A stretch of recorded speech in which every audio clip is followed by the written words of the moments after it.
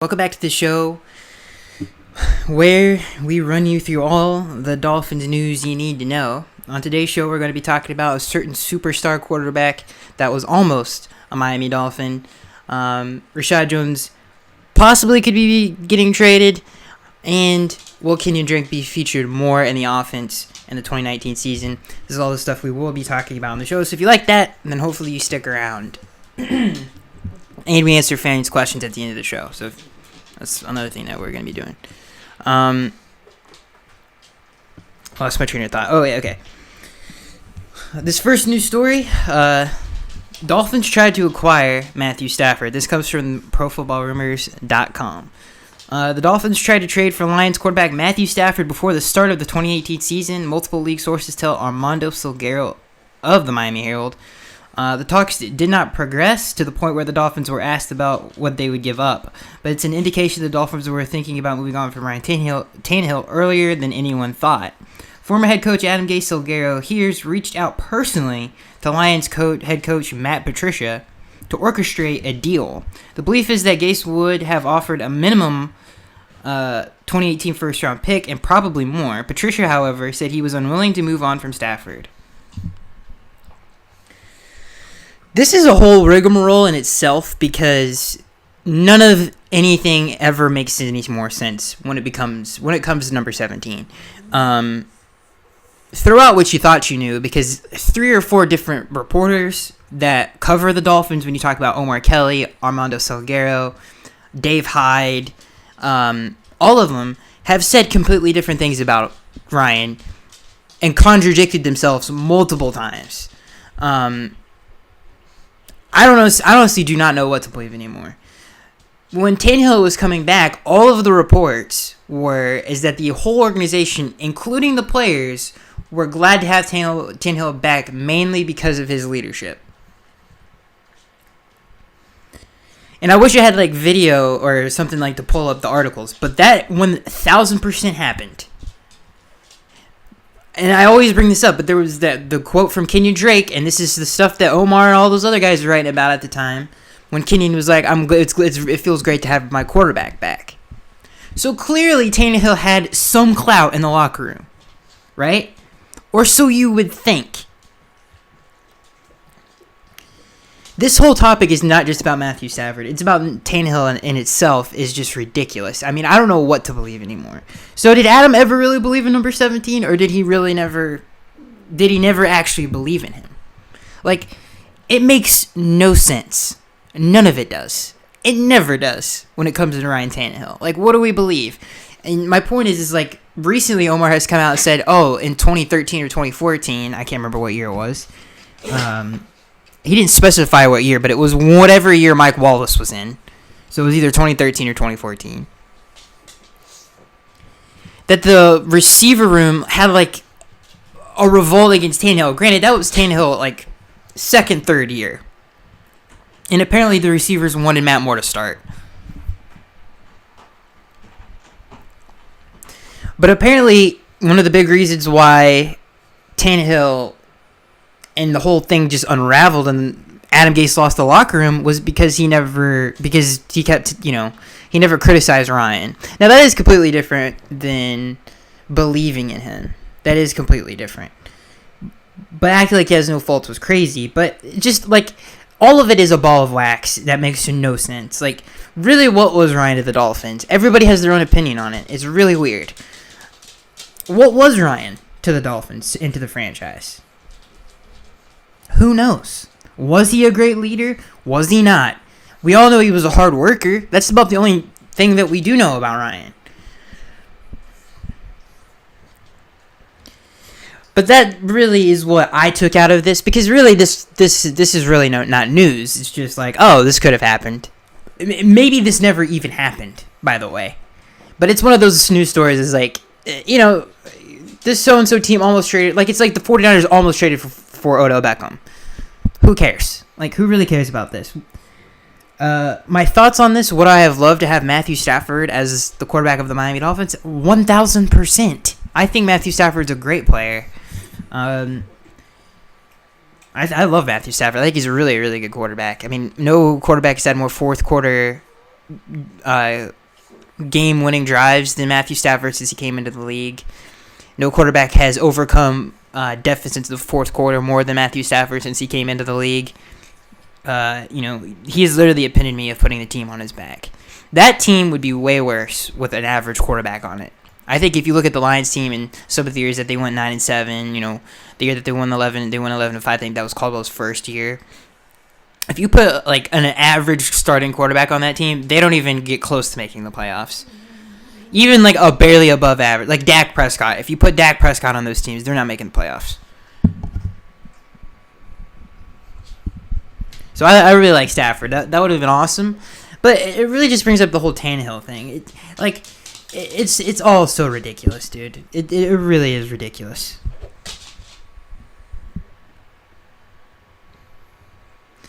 This next news story, confirming what you guys have already been telling me, but I feel like I should have brought it up anyway. Dolphins want to play Minkah Fitzpatrick at safety. Longtime Patriots linebacker Jared. Okay, this has nothing to do. Okay, yeah, it kind of. Okay, I guess it kind of does. Longtime Patriots linebacker Jared Mayo will return to the club as a linebackers coach, according to. I think this is for New England. Yeah, I don't know why this is thrown in here. I apologize, guys. I apologize. I don't know why that was thrown in. That mixed me up. Here we go.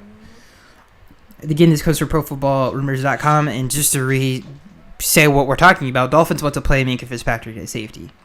Although the Dolphins haven't publicly declared how they'll use their former first-round pick Minkah Fitzpatrick in 2019, sources tell Barry Jackson of the Miami Herald that the Dolphins prefer to play Fitzpatrick at safety.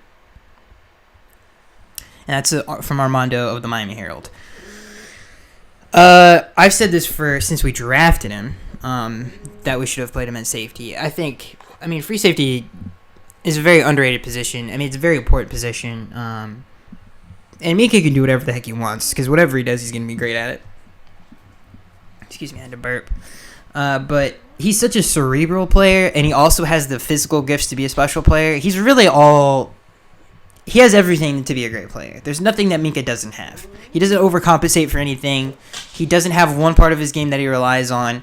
Everything when it comes to being a defensive back, Minkah Fitzpatrick he has it.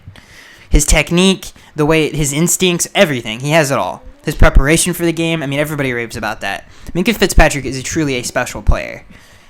He really, really is. To play cornerback his rookie season and safety and slot corner, which is different than outside corner, which he also did, and to do all of those things at a high level is ridiculous. No, I don't think I guess Tyrann Mathieu sort of did it, but he didn't play all those positions that Minkah did. Minkah played more positions than Tyrann Mathieu. Tyrann Mathieu usually really just plays safety, some box, and slot. He really doesn't ever play outside. So what Minkah accomplishes rookie year is ridiculous. And he's the best pick we've had in some time. As I move the mic away, I apologize. So yeah, but back to the topic. Playing him at safety. My point is bringing up all that stuff. His game fits the safety position to a T. He could do everything you want back there. Since he's such a smart player, and he has the athleticism to recover at sideline to sideline, wherever the ball is thrown, he can be there in an instant. And he's got great ball skills. He has everything you want. And for him to be back there roaming the field, that's got to be rough for any quarterback to go against. Because he could disguise cover, he knows. He knows everything you want a free safety to do, and he could be a game changer back there. And really, you have a better chance of getting a pick as a free safety than you do a corner anyway. So, your job, you're really looking at the quarterback the entire time, but really almost every single coverage you're doing, depending on what kind of blitz you're doing. But usually, you're looking at the quarterback, and obviously, you guys have heard the terms when the quarterback uses their eyes to try to move the free safety and stuff like that. So you're really all the time. Everything is in front of you. You're the last line of defense, all that stuff. So I think it fits Minkah's skill set to a T, and I think it's going to help us get even more turnovers.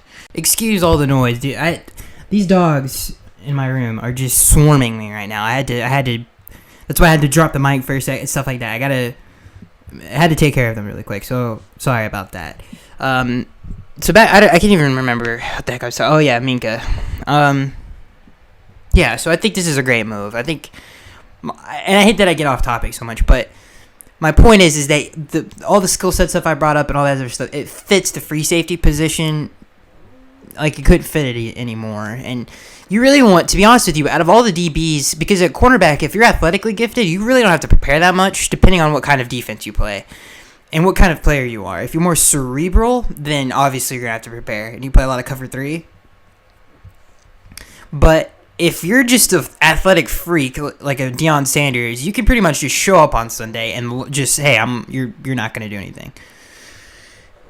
Obviously, you want to learn all the coverages and stuff, but my point is it's a lot easier to play the cornerback position, especially on the outside, as opposed to the free safety position where you have to be prepared each and every single Sunday. It's kind of like the middle linebacker position. You're really you and the quarterback, it's us all day. I mean, he's really trying to manipulate you and fit the ball in there every chance he gets. Try to fake you out, try to pull you up in the running game. You have to be like one of, if not the smartest player on the field. So I think it's great that we have him back there.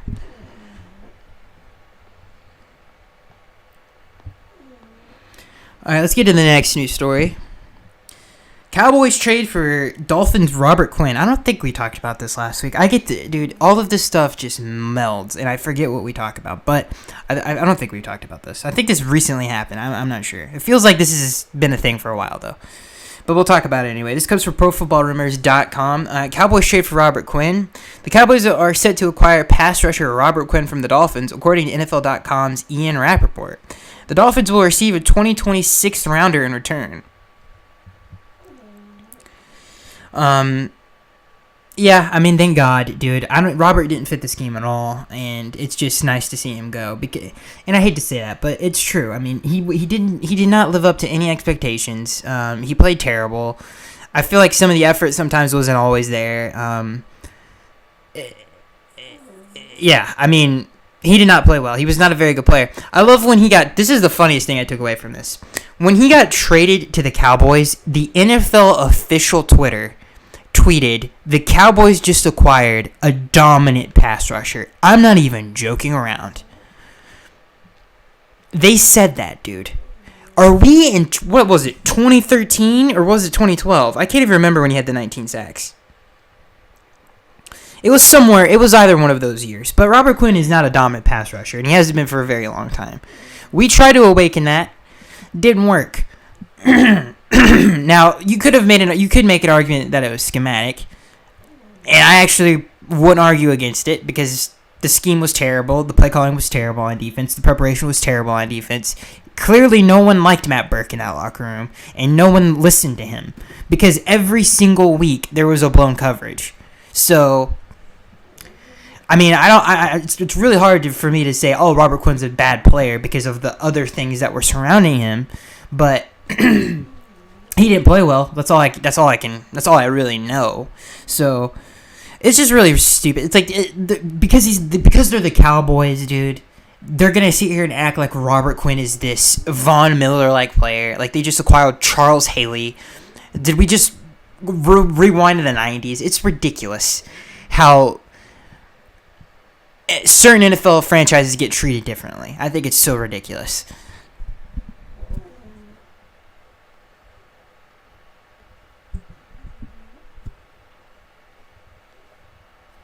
Sorry for that long pause. I was trying to see if there was any cap numbers here, but I couldn't find any. So maybe someone in the comment section below can either tell or just write it out. But I couldn't find any numbers. It was not because I wasn't doing my due diligence. It was because I literally couldn't find it. So I apologize. In terms of I think we ate cap for sure to facilitate the trade, but I don't know what the exact numbers are. Next news story. I got a bad cough, sorry. For some reason, I got stuff stuck in my throat. And it's late, dude. If I'm off, I'm sorry. This probably be a little bit off. I completely forgot I had to do this, and I was like, oh, I got it. Not that I didn't want to do it, but I was like, oh, I forgot I have to do this. It was one of those. It had nothing to do with me not wanting to do it. I don't know how to really explain that. But yeah, I forget a lot of things sometimes. But yeah, we're here and we're doing it. And I'm happy. I'm just saying I'm tired. Okay. This next news story: Dolphins, and if I'm a little off my game, that's why. Making excuses already. Dolphins eyeing defensive end via draft. This is from ProFootballRumors.com. The Dolphins have moved on for Robert Quinn, Cameron Wake, and Andre Branch this offseason, so the team is predictably in the market for defensive ends. It sounds like the organization may try to fill those holes via the draft. As Barry Jackson of the Miami Herald writes, that the Dolphins have scheduled workouts with a number of prospects. Jackson writes the Dolphins' defensive line coach Marion Hobby recently gave a private workout to Louisiana Tech lineman Jalen Ferguson, who also has been graded as a second-round pick. The Dolphins have also scheduled visits with TCU's L.J. Collier and Old Dominion's Hoshane. I don't even want to try to pronounce this name. Shane? O'Shane. Okay, this is a weird name. I'm sorry, guys. Old Dominion's defensive lineman. I apologize. I don't want to sound too stupid right now, so I'm just going to move on. A pair of players who are also expected to be selected in the second or third round. Miami is currently armed with one second-rounder and one third-rounder, the 48th overall pick and the 78th overall pick, respectively. Sounds like the Dolphins may even consider opting for a defensive end in the first round, where they're currently holding the 13th pick. Jackson writes that the team also has shown interest in Clemson defensive end Farrell and FSU's Brian Burns and Mississippi defensive end Montez Sweat. If the Dolphins want Sweat, it would require a trade, as the lineman currently is projected to go in the top 10. The Dolphins are currently only rostering 4 defensive ends with any NFL experience. That group includes Charles Harris, Jonathan Woodard, and Jeremiah Valoga. And Jonathan Woodard make a pretty good argument that he's the best out of. I actually would say he's the best out of all of those guys. Really, this is just speculation. This doesn't really mean anything. I mean, if you go by who the Dolphins have worked out so far, Drew Lock. I mean, we've worked out Drew Lock, Dwayne Haskins, Kyler Murray. We actually did a private workout with him. We were the only team to do that with him after his pro day, and I think we're going to meet with him again. So if you go by stuff like that, then I mean, it doesn't really mean anything. I've also seen Montez Sweat in some mock drafts drop all the way to 20, which. So just saying that, my point is not saying that that's going to happen, because it's not, but just to point out a mock draft has him projected to go to top 10 and saying, oh, the Dolphins will have to trade to get him is retarded. Or, excuse me, I didn't mean to say retarded. Is ridiculous. Didn't mean to say retarded. Apologize. What else is the next news story?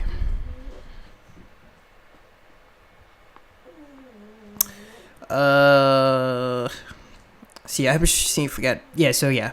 I just think it is ridiculous to say, oh, let's think if I did a mock draft and they were like, yeah, this guy it's the same thing. It's like, it's stupid. We all know where Montez Sweat, based on his college career and his combine, we all know how good of a player Montez Sweat is going to be. And we can project or speculate where he's going to go, but none of us really do.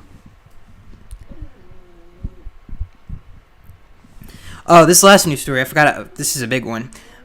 Will the Dolphins try to trade Rashad Jones? ? If it wasn't a question, I had to make sure everybody got that. It's not. This isn't legitimate. This is happening. This comes from ProFootballRumors.com. The Dolphins have already parted ways with a number of veterans as they head into a rebuilding season in 2019. And Miami could next choose to move on from safety Rashad Jones, as Armando Salguero of the Miami Herald writes. The Dolphins are likely to place Jones on the trade block in advance of the regular season. So, let's talk about this. This is a tough one. I think Rashad's a really good player when he's played in his position.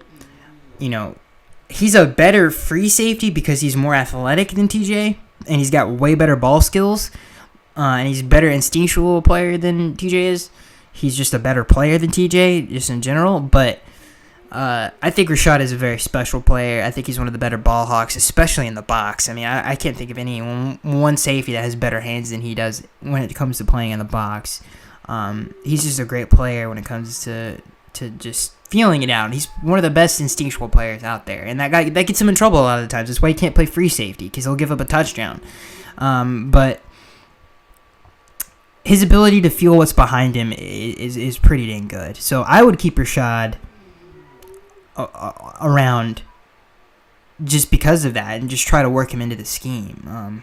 I think he can be the Patrick Chung of this defense. I mean, he's a better player. He's athletic. He's more athletic than Patrick Chung. He just has to buy into the scheme, and I think he could do. Dude, if he took the Patrick Chung role, Rashad will be an All-Pro player.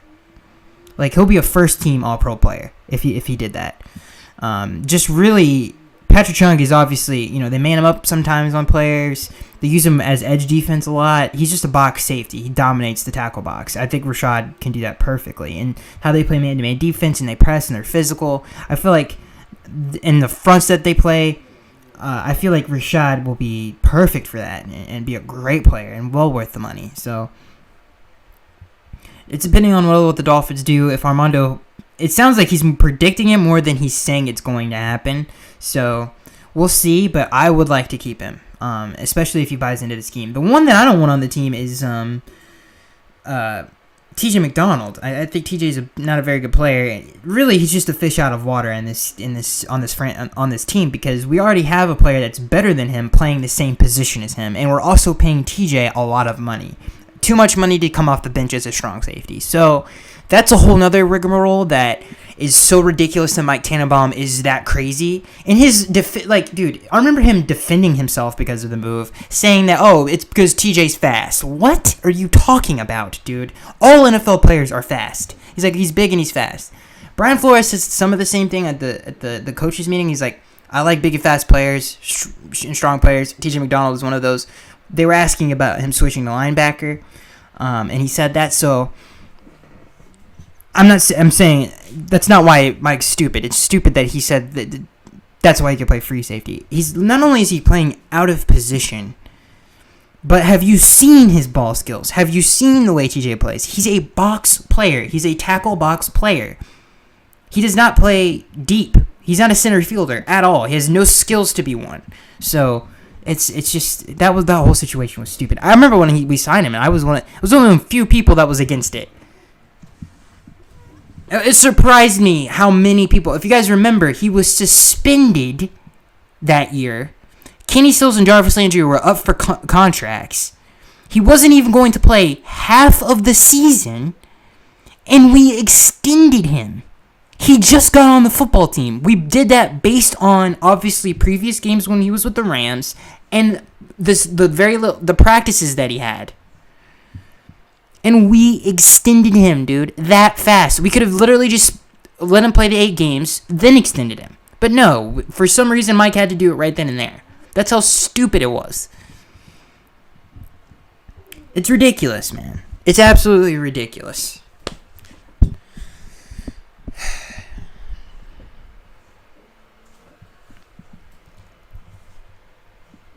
This is more of just kind of topic stuff. It's not really news, and that's why this one's last. This comes from the Miami Herald. Will the Dolphins finally allow Kenyan Drake to be a featured back? This is what Brian Flores had to say when he was asked that question at the coaches meeting, at the NFL meeting. He says, quote, this is from Brian Flores, I think Drake is an explosive player. So this is basically just coach speak, but it gets better. He goes on to say, I've seen it firsthand. Unfortunately, I think he's a talented... I've seen it firsthand, unfortunately. Stop, period. Sorry. He's talking about when Kenyan, obviously, you know what he's talking about, when Kenyan cooked Gronk and won us that game in Miami. Then he goes on to say, I think he's a talented player. He catches the ball well. He's a good runner. He runs hard. He does a lot of things really good. He keeps saying, he goes on to say even more. Well, then they ask him, do you think Drake can handle the kind of workload to be a feature, just not a running back by committee? He says it depends on the back. Then he goes on to say, when asked about, will this be running back by committee, or will this be a kind of a Ezekiel Elliott situation where he's taking like a lot of carries. He'll be the featured back. He said, quote, I think if it's best for the team, then that's what we'll do. So it's more coaches speak. We're going to move on from that. Then he goes on to say, if that's what's best for the Miami Dolphins, more coaches speak, then that's what we'll do. Then he goes on to say, it's a lot. He says, if we've got some good backs on the roster. This is what I wanted to get to. He says, we've got some good backs on the roster. Balaji's a good back as well. We may draft a back. We may not draft a back. We may pick up a back as a college free agent. I don't know. We're going to stop it right there. When he said, we've got some good backs, Balaji's a good back, I think that tells you right there what's going to happen. First of all, in New England, they did that. It was the running back committee for a while. I mean, that's what they do now. I don't think it's going to be any different with Chad coming over because Kalen and Kenyan are both really good players, and I will stand by that. I think Kenyan is a very special player. I think Kalen Ballage can be a very special player as well. I mean, his first game in the league, he had 100. His first real game in the league, getting carries, he had 175 yards against the Minnesota Vikings defense. Kenyan Drake had over 1,000 yards from scrimmage last year. He just didn't get the ball enough. Remember, we had also had Frank Gore on the team taking carries. So that backfield was star-studded. I think both of these guys are going to be very, very good for us. They're both home run hitters. Kalen is a big back. So is Kenyan. Kenyan's 6'1". He's just a little bit leaner. They both can catch the ball in the backfield. They're both can hit an 80-yard run if they need to. Kenny's a little bit more shifty. Kalen can do both. He's also very physical. I think the super talented running backs, Kenyan has the gift of speed and change of direction. Kalen has speed to power, like a DeMarco Murray, that you rarely ever see in such a big person. So I think this backfield is going to be running back by committee. I think him saying we've got some really good backs on the field, no one asked him about Kalen, he just brought him up, I think is a good indication that this is going to be a running back by committee, and Kenyan will not be a featured back. Not that Kenyan can't do it, I just don't think that. I think it's going to be, they're going to split carries because of everything that was said at the coaches meeting, and Chad comes from the New England Josh McDaniels thing. They always really did running back by committee. So I feel like that's a good indication as well, what Kenyan will do. And I don't know if I mentioned what the heck we're talking about, but the topic was, will the Dolphins finally allow Kenyan Drake to be a featured back? That's what we were talking about. I hope I did not forget to say that at the beginning. So I cannot believe we've been talking about this for almost 30 minutes, almost half an hour. That's crazy. I don't think we've had a news segment that long in a very long time. Let's get into the fan Q&A, ladies and gentlemen. How many questions we got this week? 23. And I always say, that's definitely not nowhere near the record, but I always say, it's just going to be fast, but I never can finish these. So hopefully we can finish this today and get all the questions in. This first question, again, if you want to participate and you've listened this far, go check out the channel. Hit that sub button, because if you're 30 minutes into listening to me talk, you have to semi-like it in some way. So just go check out the channel. It's much appreciated. This first, and again, you can participate this every week. We do this every week, so if you want to ask questions and be involved in the show, you can also do that. It's very easy. I just upload a video, you comment on it, and then I answer the questions.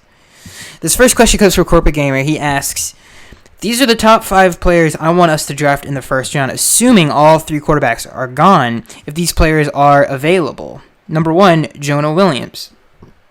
Excuse me, I'm burping. Number 2, Ed Oliver. Number 3, Greedy Williams. Number 4, Byron Murphy. Number 5, Cleveland Farrell. Thoughts? So this comes from Corporate Gamer. I don't know if I forgot to say that. My thoughts on this? I love Jonah Williams. I think he's going to be a very good player. Some people think he has to play guard, though, which kind of worries me a little bit because of some other things that we're not going to get into right now. Ed Oliver, I like a lot. His motor, he's got just a lot of weird things surrounding him. But I think Ed Oliver, when he's on the field, he's awesome. Greedy Williams, I like a lot. I think he's got great ball skills. He's a very big man who can run very fast at the cornerback position, and he fits the scheme to a T, man coverage. So I like Greedy Williams a lot. Byron Murphy, more of a zone guy. He's a little bit slower. And Farrell, obviously a very good player as well. So I like all these guys. I think Greedy Williams is one of my favorite players in the draft. So is Ed Oliver. So is Jonah Williams. So is Farrell. So I agree with that. I mean, also like players like Montez Sweat, Josh Allen. Those are players that we can't, obtain because of their stock. Quinn Williams, maybe he follows those. If Quinn Williams fell, there's a good chance, ladies and gentlemen. I've seen some mock drafts, some crazy scenarios happening where Quinn Williams does fall to us. If that happens, I might run around naked because Quinn Williams is. Quinn Williams is going to be a very good player. This next question comes, but yeah, I agree with that. Comes from T-Zone. He says, "Hey Skaggs, I know we are set at receivers, but I really like the upside to Hakeem Butler, the wide receiver from Iowa State. What do you think of him as a second-round pick for our Dolphins?" I've seen a little bit of Hakeem Butler. I like him. I also like the guy from Arizona State, who's a possible second-round pick as well. I think he was Arizona State, right? It wasn't Arizona, right? I'm pretty sure it was I think so. I like both of those players. There's a lot of good second round guys there that could possibly be there. Who's the guy from is it South Carolina? I think it's South Carolina. What's his name? Oh God, I can't remember his name right now. He's also good. I mean, Paris Campbell, I don't think he'll be a first-round pick. So there's going to be, he might be like a 20 guy, like 20s from like 20 to, to the end there. But I like Paris Campbell. I wouldn't be surprised if someone like Carolina took him, though. I think he's very, I don't know. But I think there's a lot of really good receivers that could fall to the second round. You talk about Andy Isabella. There's a lot of players that I like a little bit more than him, but yeah, I wouldn't mind that. I agree. I think there's a lot of really good receivers in this draft. So yeah, I think probably a lot of. I would be upset at it because I don't think we should take a receiver, especially in the first 3 rounds. I feel like you got to do something about the lines, man. It's just too much. It's too much of a need. This next question comes from Mario. Mario. He says, "Do you think we can beat the Pats this year? Also, do you think we could sweep the Jets again? Do you think we might get swept?"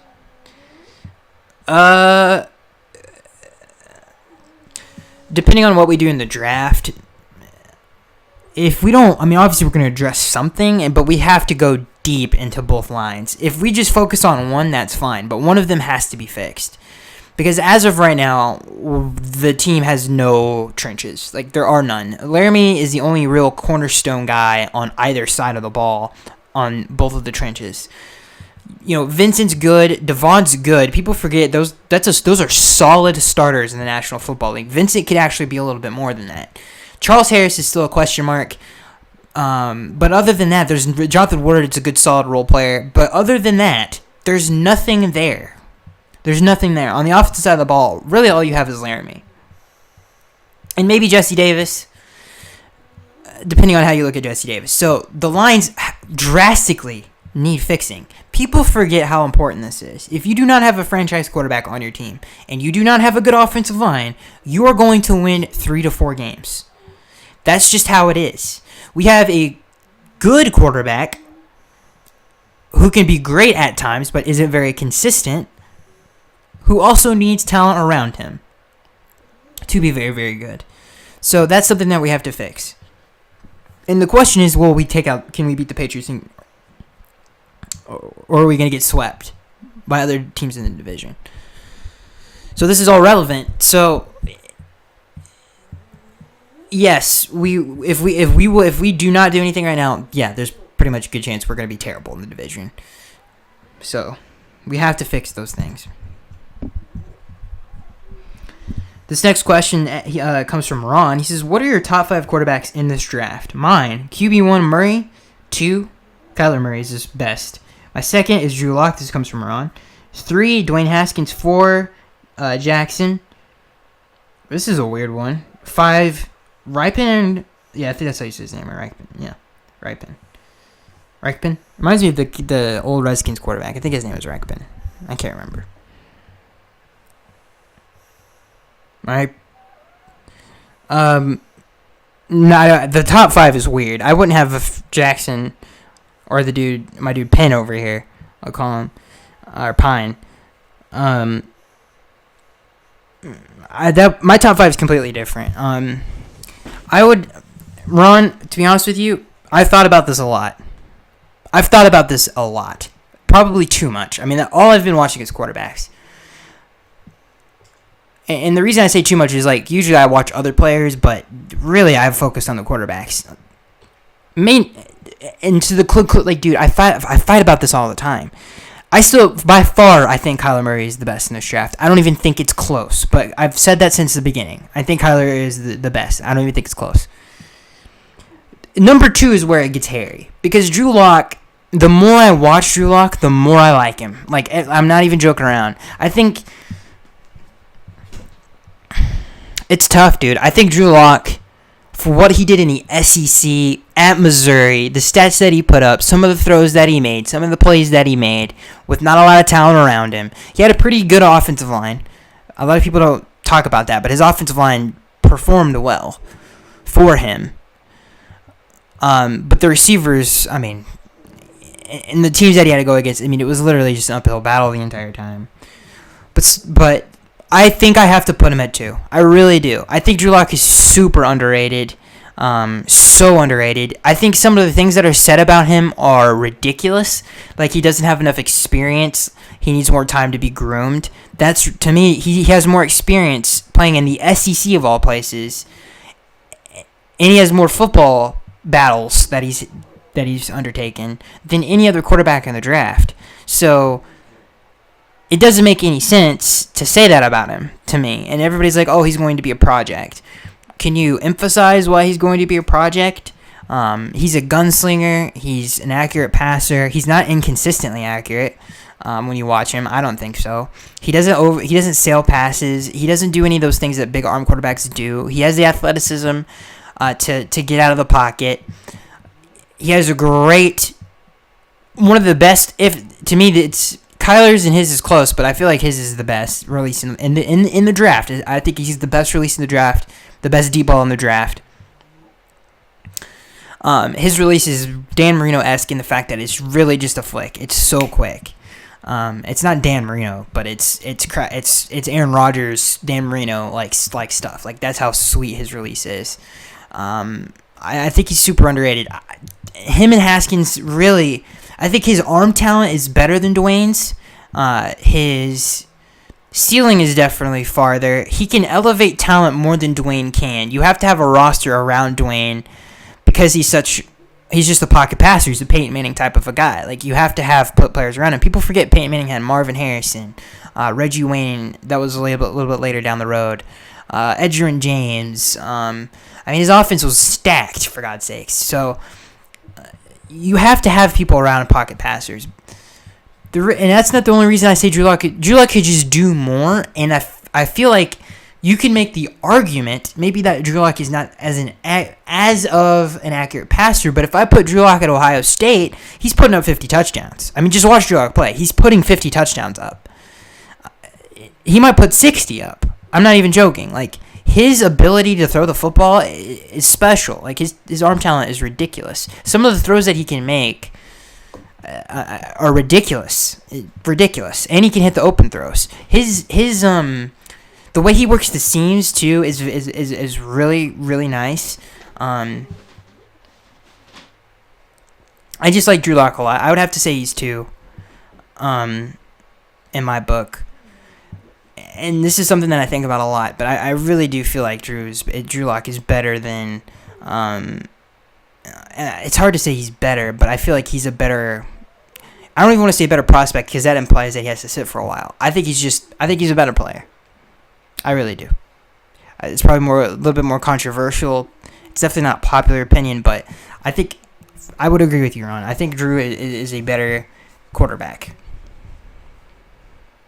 I think he's going to be a very good one, too. Just watch him play, dude. Like, if you watch Dwayne and some of the throws that he's made, like, some of his toughest throws, like, the receiver is just wide open. If you see some of the stuff that Drew Lock and some of the throws that he's made, people are draped all over them, and he hits them in the hands. Like, and he can read the field. Like, there's not really a play that I can think of. I mean, obviously, all quarterbacks have their moments.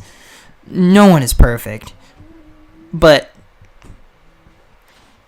he sees the field well. Like, he's not missing reads. So, yeah, I think he's number 2. And I would put Dwayne 3. I think I put Ryan Finley in the top 5. 4, I guess you have to go Will Grier at 5, and I probably put Finley 4.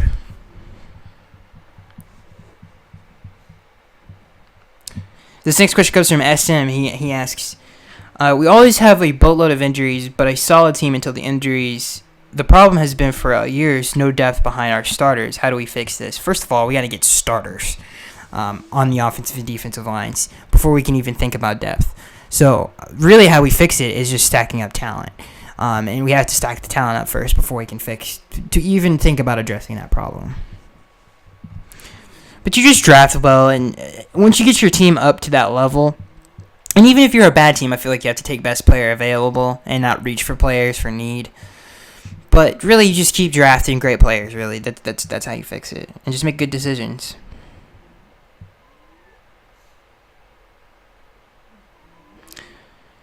This next question comes from SM. He says, thoughts on Brett Ripon? I hope I'm saying. I don't think I'm saying his name right. Quarterback from Boise as a late round pick. Passed for a ton in college. That's all I really gotta say. Don't really think he's anything special. Or, I mean, he'd be a good Jake. Oh, I forgot about Jake Stidden. I think I'd have to put him in the top 5 too. I think I'd kick Wilger out, but yeah, I think I like him more as a later round pick than Brett here. Corporate Gamer. This next question comes from Corporate Gamer. He asks, if we don't end up getting Tua, assuming a team does the worst than us and gets him, and don't draft a quarterback this year, would you rather wait to draft for Trevor Lawrence or just draft Justin Herbert in the 2020 draft? No, I would rather wait for Trevor Lawrence. I don't like Justin Herbert. I like Drew Luck way more than I do Justin Herbert. The second question goes from JFG. He says, do you think we should sign former Packers outside linebacker Nick Perry? No. I think he's an old vet that just can't stay healthy. He's a talented player, though, but he just doesn't fit with the direction we're going in. This next question comes from JFG. He says, do you like the idea of drafting a center in this draft? Yeah. Anything to help that offensive line, yeah. I mean, not in the first round, but yeah, eventually. This next question comes from Max. He asks, should we sign Danny Shelton or any D lineman in this free agency? Yeah, I don't know if Danny's already been signed, but that would be a great pickup. We should have signed, who the heck am I thinking about right now? Who picked him up? Someone else picked him up. I can't remember. I had a list of really good D linemen. Malcolm Brown, that's who it was. I think the Saints got him. I mean, there was a lot of really good just nose tackle, run stuff kind of guys who plug holes that we just didn't do. I think Brent Urban is probably still out there. I don't know, but there's a lot of guys that could have fit that need that we just didn't do anything with. This next question comes from JFG. He says, do you like the idea of trading back a couple picks for a couple more second day picks in return? Depending on what happens. If Drew Lock and Kyler Murray are not there, and I guess you could say Dwayne Haskins as well, even though I'm a little lower on Dwayne than those guys, just because I don't think he's going to be a franchise-altering type of a guy. I feel like you have to have a roster in place. I don't think he's going to be that kind of a guy who has like a really, really good rookie season like that. I think and I could be wrong, but I feel like those two have a better chance of being really, really good at faster than him. But if those guys aren't there, then yeah, I mean, if Montez Sweat's not there, if like a player like Quinn Williams didn't fall, then yeah, I wouldn't mind that at all, because I feel like you could get a lot of good players if you trade a few picks back. And you said you just said for a couple picks back. Yeah, I think that would be a good move. Just, again, the draft is so weird, and talking about it is so weird, because it's like, yeah, but if this doesn't happen, then yeah, I would be okay with it. But really, what I'm really saying is, it just depends. Like, it just depends on the situation, but I wouldn't mind it at all. All right. This next question comes from Ron. He says, what podcasts do you listen to for Dolphin stuff when you have a chance? Don't listen to any of them. I don't even know. The only one that I know of is the Audible one, and I'm like, all right. I mean, it's cool, but it's really just a long press conference, because you're never really going to get any good answers out of anyone, and they don't, because it's more of a formal thing. Like, you don't, like, the stuff that Ryan Fitzpatrick has said is so ridiculous. Like, you're not going to get anything from anybody. It's just such robotic answers. Like, I don't listen to any other Dolphins content, or other than, like, the team stream I use, which I think is utter garbage. Like, some of the stuff that they post on there is just, I mean, I know it's the off season, but come on, guys. I feel like our channel content is starting to get a little bit better, like the Dolphins channel, but before it was so bad. All we had was Dolphins Daily and then press conferences, and that was really it. Dolphins Daily sucks, by the way. I don't ever watch it. I think it's ridiculous. Like, I don't understand why that appeals to the hardcore Dolphins fan, or just Dolphins fans in general. Having someone who doesn't care about the team just sit there and, like, we're watching Hollywood Total Access or something, like the stupid extra show. I can't remember what that show was called, but it's just like, this is just not the right show for someone who cares about football or wants to hear more in-depth analysts. Like in other shows, like, they sit down with the coach weekly, they break film down. Usually that's during the season. Sometimes it's not. Sometimes they have their own crew, literally sit there for 15 minutes breaking down crew on, and I watch that stuff on different channels that aren't even my team. And we're starting to do a little bit of that now with John Kinjimi, even though it's way too short. It feels, it doesn't feel authentic, and it feels rushed. Like, it's like he's projecting because he knows he's in front of a camera, if that makes any sense. It just doesn't feel fluid enough to me, and it's way too fast. So we really need to step our game up when it comes to that. The team stream sucks, in my opinion, for at least the Dolphins one does. I have a college basketball one for the Kentucky Wildcats, which is my college basketball team. That's a story for another day, but that one's way better. I don't know. I don't know why the Dolphins content sucks so bad, but it does. Hopefully this isn't terrible. I mean, I know it's not great, but it's good. I just like doing it. But yeah, the reason I even started doing that, dude, there was nothing back in the day. I mean, we had the Finsider show, whatever the heck that was called, way back in the day. I can't remember what it was called, but that was a staple for, I think, a few years, really. But yeah, we need to step our game up. It's about time we step our game up. And sometimes we get the Omar Kelly, Dave Hyde thing, which is good. It's not bad, but that's every once in a blue moon. And even then, I some of the stuff that they say about this team, I obviously disagree with stuff, but it's still a good show. But yeah, I wish we had better content.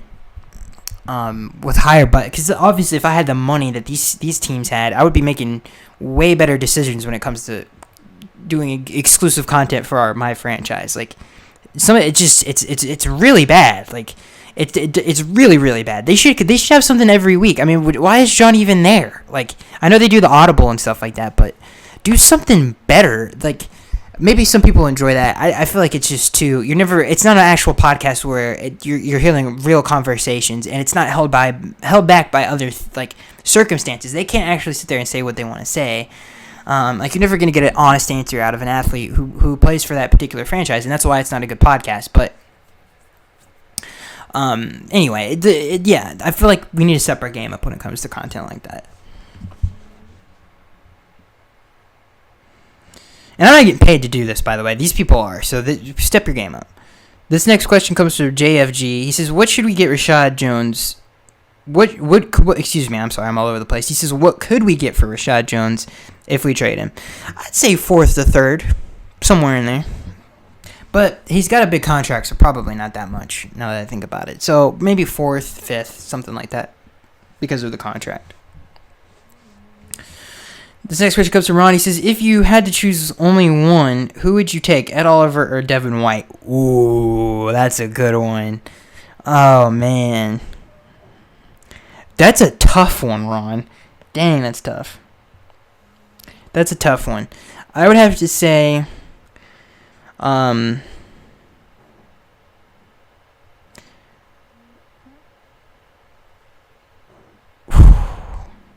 one of those questions that you have to think about, man. I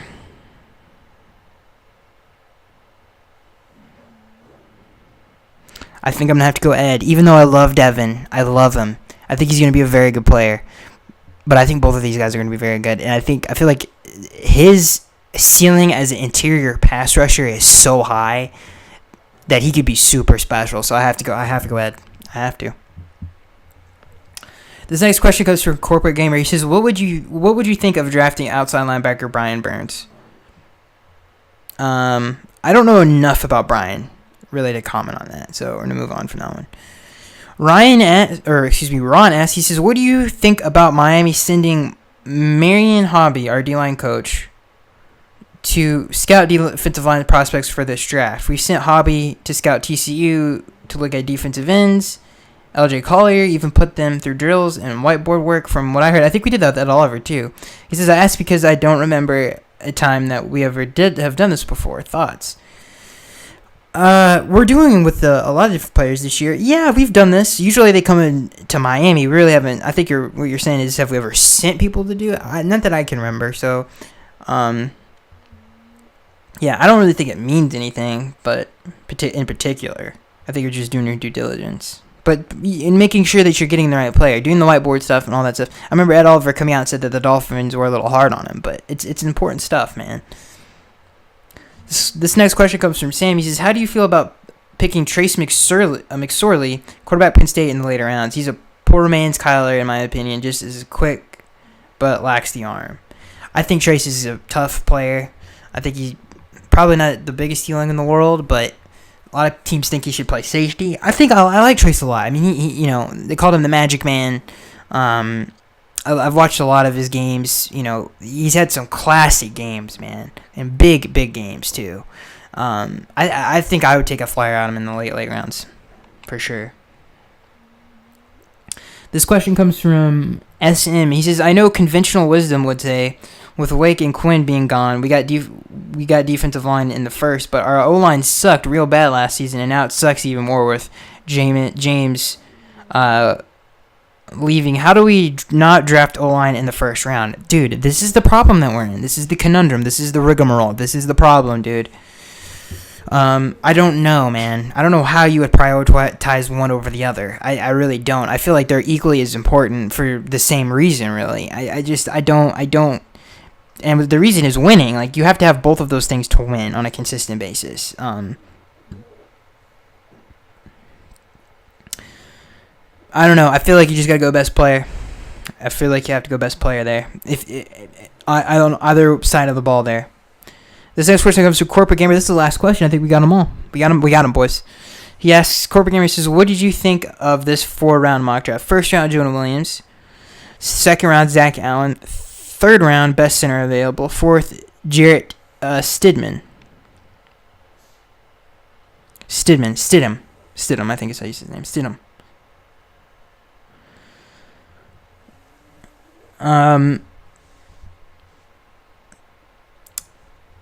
See, where did you have Stidham? Fourth? Maybe you can get him in the fifth, but yeah, I think it's just a good one. It's a good one. The first round pick I like. I feel like it's not sexy, but it's neat. You need it, and I think he'll lock down the right tackle spot for a long time. If not, and if he can't do it there, then he'll be a very good guard. But you don't. But then you go, oh, you don't want to take a guard in the. Well, look at Quentin Nelson.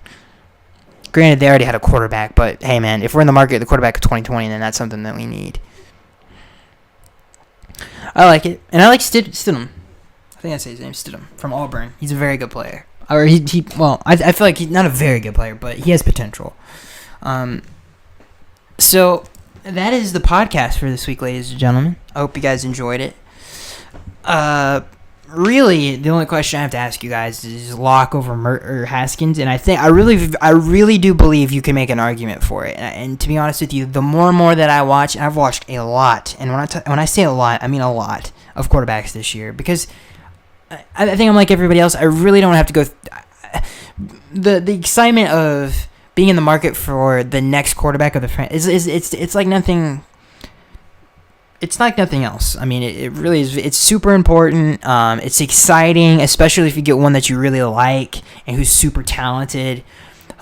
Which I think Drew Lock is. I think all of those things, and I think he should be a Dolphin, dude. I really do. The more I think about it, if he was there at 13, I'm taking him, man.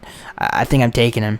I think he's as surefire as all three of them, really. I mean, you can never really tell, but I feel like Drew Lock has everything that you need to be that guy. I know that a criticism on his weird interview where he said he's really saying that he's a great leader. Well, how the heck do you know that? You've never been in NFL, all that kind of stuff. Like I still think it's weird. I still think it's weird that any guy who's never been in an NFL locker room says that. They've obviously been in a college locker room, but like, oh, I'm gonna be this great leader. I just feel like it's a little weird. Because you're going into a situation where you're playing with 30-year-old men who that's always blown my mind. Depending on the player, but 30-year-old men, because it's a whole different animal when you're on the field winning. That's a completely different thing. Especially if you've been a part of a franchise that's been losing. To have someone like that come into the locker room and then change your franchise, I completely understand why a 30-year-old guy would listen to a 22-year-old and follow their lead. I think it's a little bit different than like in an actual real life situation. Like, you're not going to take life advice from that guy, but you're going to follow him on the football field. I completely understand that. But Drew Lock has not done any of those things yet. So I feel like it's just very weird. But maybe I was doing a little bit too hard. Like, it was kind of a dumb complaint, I would say. But I like Drew Lock a lot. I really, really, really, really do. I know I'm going a lot. But I do. And I'm excited for this draft. Imagine Kyler Murray in a Dolphins uniform. Just saying. I do think Drew Lock will go before Dwayne Haskins, though, if I had to predict it, because I just think he's a better player. I really do. The more I think about it, the more I watch. He's just a better player, man. He really is. So that is going to be it, guys. I am Sky, and this is something that I've been fighting with and changing my mind on a lot. I still think Dwayne Haskins can be a very good quarterback. I just don't think his ceiling is higher, and I think where they are right now in their career, the Drew Lock is just a better player than Dwayne. So that's the last thing I have to say about that. So I'm Skyxter10838. I can't wait to see you guys next week. And I'll see you guys in the next one.